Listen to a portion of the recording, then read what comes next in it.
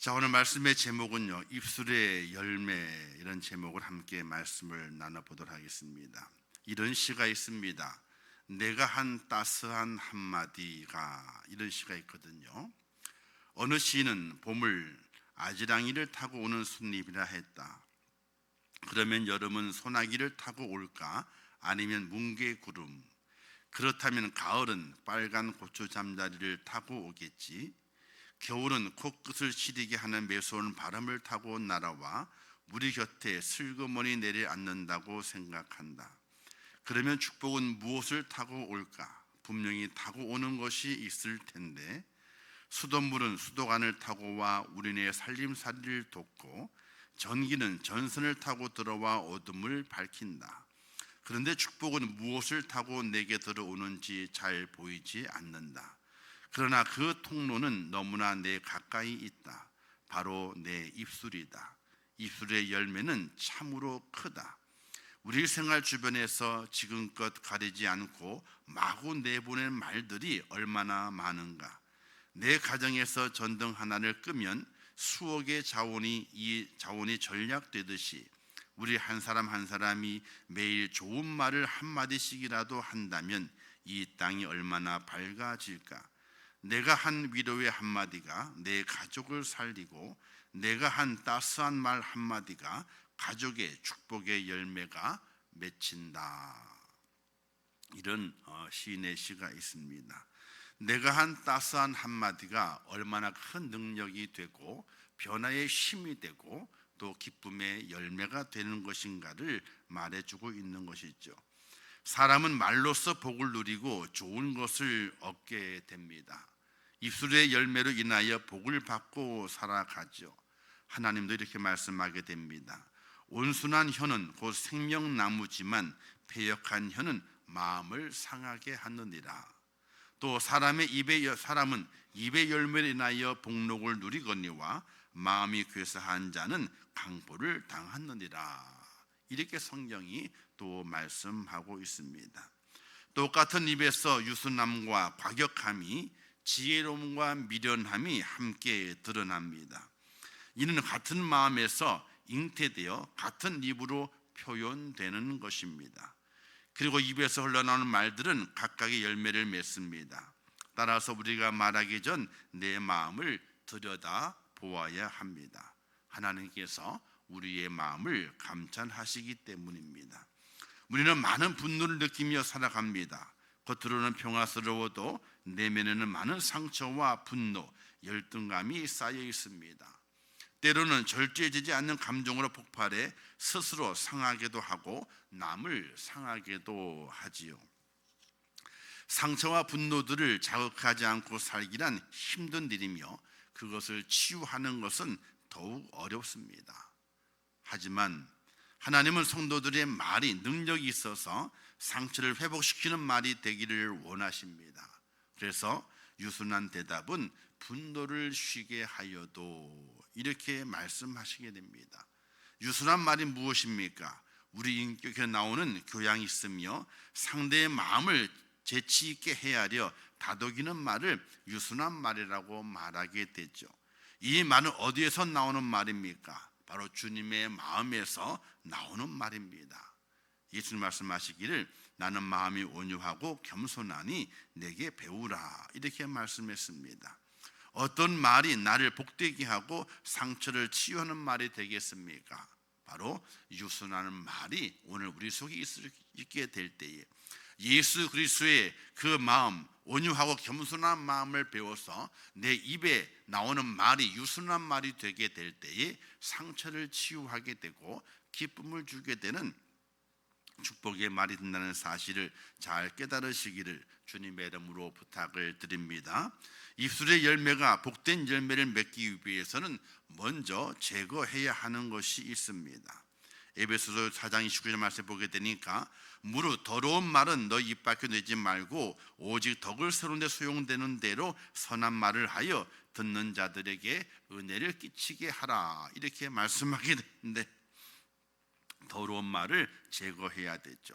또 에베소 5장 4절 말씀에는요, 누추함과 어리석은 말이나 희롱의 말이 마땅치 아니하니 오히려 감사하는 말을 하라, 이렇게 말씀하시면서 우리의 입술이 복된 말의 열매를 맺기 위해서 먼저 제거돼야 할 것이 있음을 말하게 되는 것입니다. 하나님께서는 우리의 언어가 변질되지 않도록 대안을 마련해 주시게 되죠. 그 대안은 바로 내 입술에서 제거해야 될 것. 첫 번째가 누추한 말을 제거해야 됩니다. 이 누추함이란 부끄러운, 더러운이란 뜻입니다. 성도는 더러운 말을 삼가해야 됩니다. 흰옷을 입고 밥을 먹다가 음식물이 내 옷에 묻었습니다. 그러면 음식물이 내 옷을 금방 더럽히게 되죠. 흰옷이 더러워지게 됩니다. 즉 더러운 말이란 욕, 비방, 폭력적인 말을 통해서 자신과 상대방의 깨끗한 마음을 오염시키기 때문에 이 누추한 말을 하지 않아야 됩니다. 우리는 가끔 식당에 보게 되면 욕쟁이 할머니다, 이런 얘기를 듣습니다. 근데 그분이 이렇게 말씀하게 돼요. 아무에게나 욕을 안 합니다, 이런 얘기예요. 아무에게나 안 한다는 거예요. 자기의 그 욕을 정겨움으로 듣고 그게 이해가 되고 그게 통하는 사람에게만 욕을 하지 아무에게나 욕을 한다는 것이 아니에요. 욕쟁이 할머니라고 그래가지고 욕을 매일 하는 것이 아니에요. 누구에게나 하는 것이 아니에요. 그 욕이 통하는 사람이 있어. 오랫동안 단골이 돼서 그 마음이 통해. 마음이 통해. 우리 그런 말 했잖아요. 거시기 이게 통하듯이, 그죠? 통하듯이 다른 사람은 안 통해요. 뭔 말인지 알 수가 없습니다. 통하는 사람이 있어요.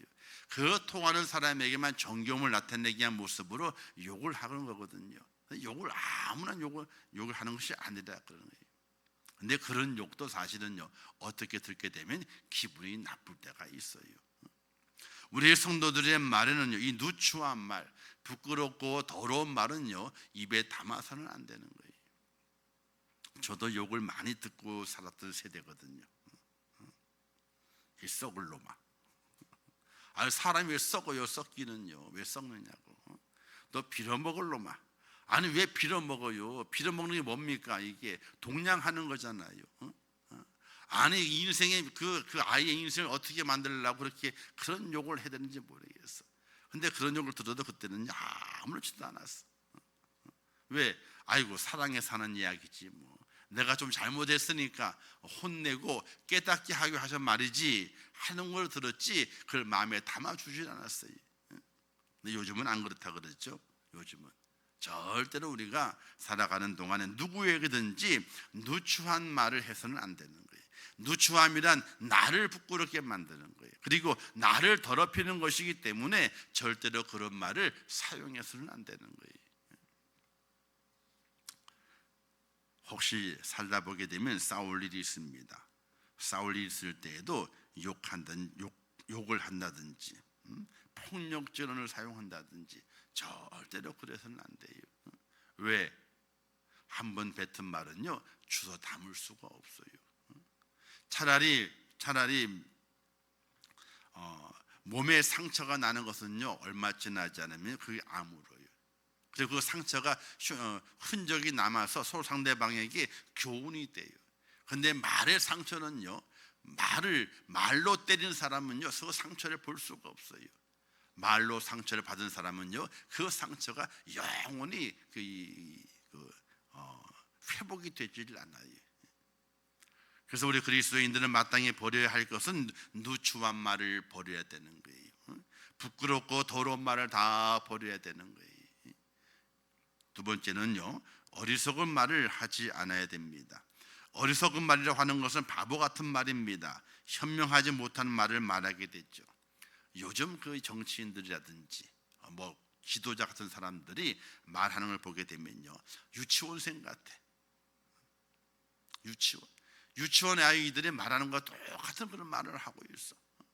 자, 얼마나 그 말들이 가볍고 얼마나 바보스럽고, 야 어떻게 저렇게 머리가 좋다고 그러는 사람들이, 인생을 그렇게 잘 살아왔다는 사람들이, 그 위치에 있는 사람들이 저런 말을 할까? 참 안타까울 때가 너무나 많이 있어요. 누가복음 12장에 예수님께서 어리석은 부자에 대한 이야기를 하게 되죠. 한 부자가 농사를 지었는데 수확할 것이 많게 되었습니다.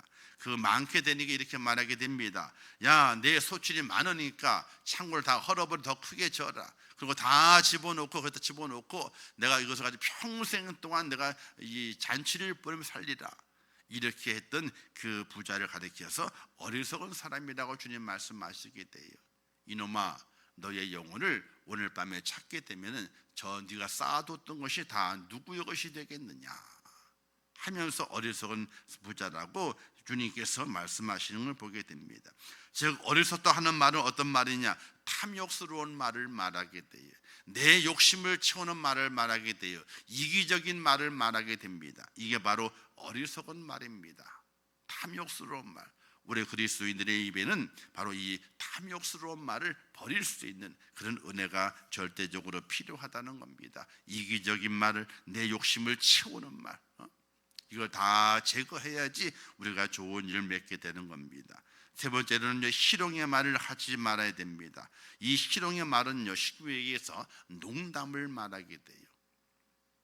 요즘 뭐 이렇게 어느 자리에서 이제 농담을 한다 그러잖아요. 성희롱적인 농담을 한다 그래요.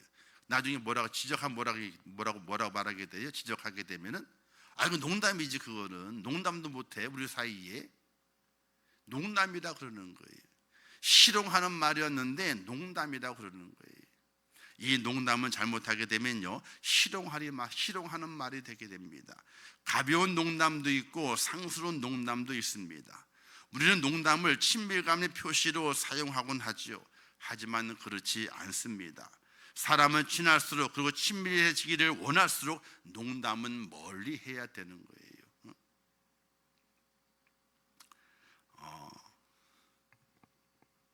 뭔 말을 했는데 상대방이 잘 받아들이지 못하고 버럭 화를 내요. 그럼 이렇게 말합니다. 아이고 뭐 그거 가지고 화를 내, 농담한 건데. 아이고 농담한 건데 그거 진짜로 들었어 그거를? 이렇게 얘기할 때가 있어요. 친한 사람일수록, 또 친해지를 원하는 사람일수록 절대로 농담을 하면 안 되는 거예요.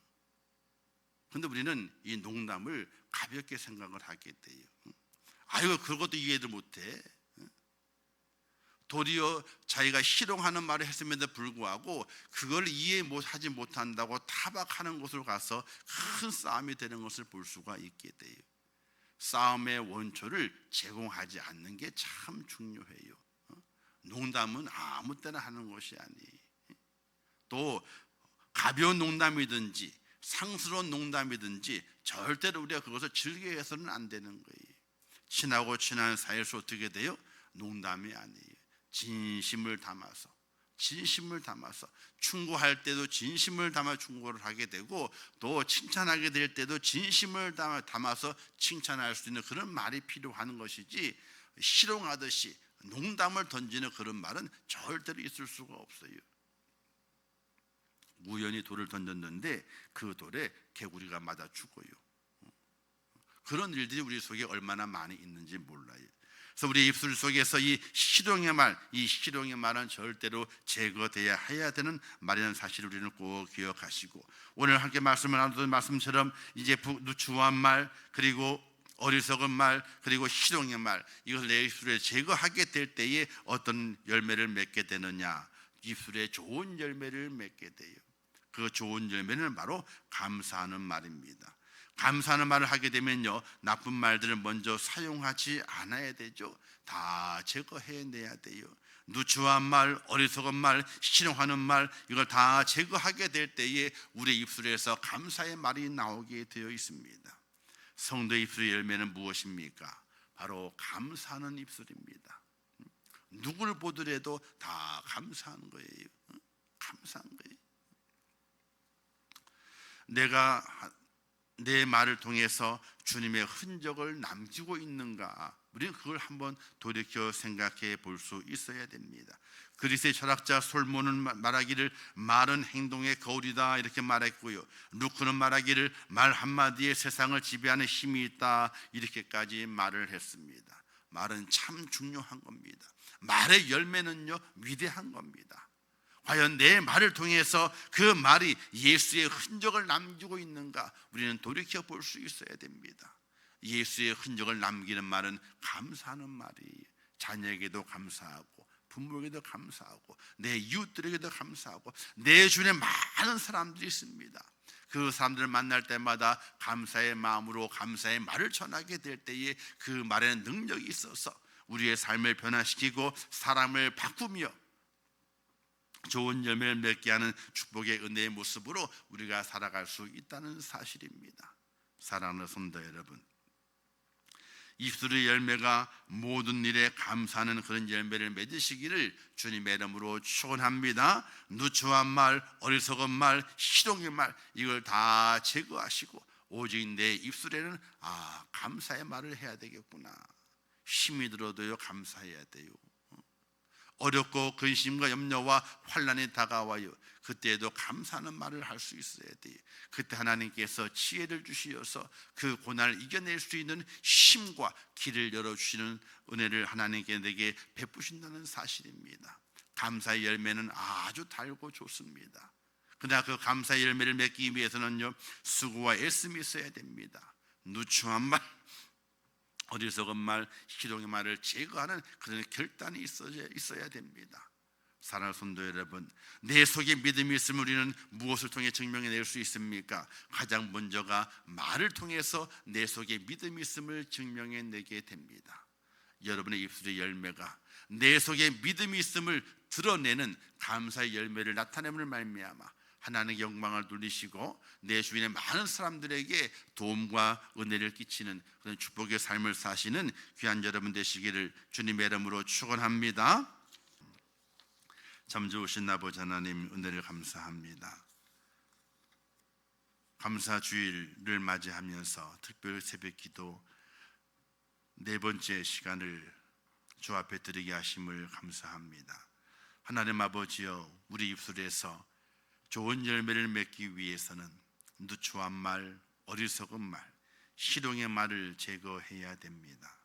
나쁜 말을 다 제거하게 도와주시고 그런 말미암아 우리 입술의 열매가 감사의 열매를 맺어서 좋은 열매를 맺어 하나님께 영광이요 또 우리 이웃들에게는 은혜를 끼칠 수 있는 하나님의 사람이 될 수 있도록 인도하여 주시옵소서. 우리의 말이 한번 쏟아지게 되면은 다시 주워 담을 수가 없습니다. 하나님 아버지, 우리 입술의 열매가 늘 기쁨이 되게 하시고 은혜가 되게 하시고 유익이 되게 하시고 능력이 될 수 있도록 은총을 베풀어 주시옵소서. 예수님의 이름으로 기도하옵나이다. 아멘.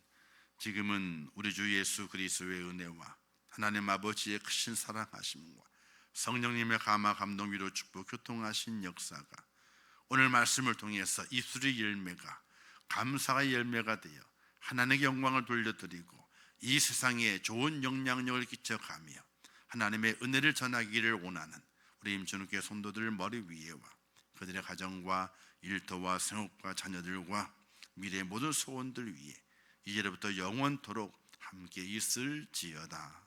아멘.